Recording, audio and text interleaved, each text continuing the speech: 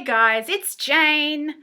It's Tuesday today, and that means Tuesday Talks. Today's topic is dating a non-reader. Is this something that you should contemplate? Well, it's not actually anything I've ever really done, so I don't know quite what the pitfalls would be, although I can imagine that there may be many. Maybe it's just as well I've avoided it. But I want to say that there is also a possibility of dating the wrong kind of reader, because I've certainly lived through that. So the first guy that I kind of ever dated moderately seriously, he was a reader, and he read completely different books to me. And of course, because I was young and in love, I felt the need to read some of his books, and it did not work. It really did not work. And it didn't make me feel,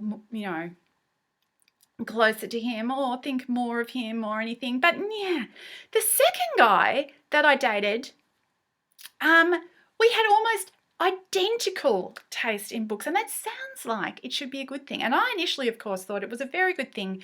But yeah, there's pitfalls in that too, because we were reading the same series at the same time, and so it didn't feel like it made sense for us both to buy the books, which meant you kind of had to wait for the person to finish the book before you could read the book, because you only had the one copy, and then stuff. And of course, then when sometimes these things happen, you're not seeing that person anymore.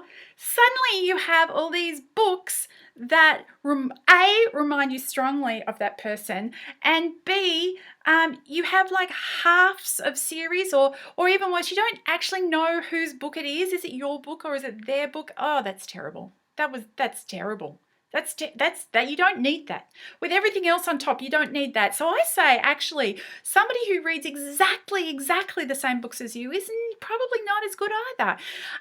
I go for the Goldilocks option. That's who I married. I married my fantastic husband, who has quite different reading taste to me, but our reading does overlap somewhat. So there are some books that we both like and we can talk about, but in the main, I read one kind of book and he reads another kind of book, and that is a very happy thing.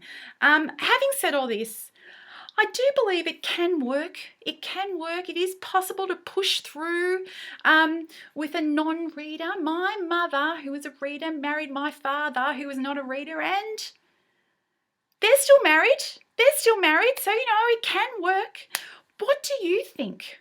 Is this something you should even take into account when you're, thinking about forming a relationship with a person? Is their status as a reader or not reader important? I'd love to hear what you've got to think. I'll talk to you later. Bye.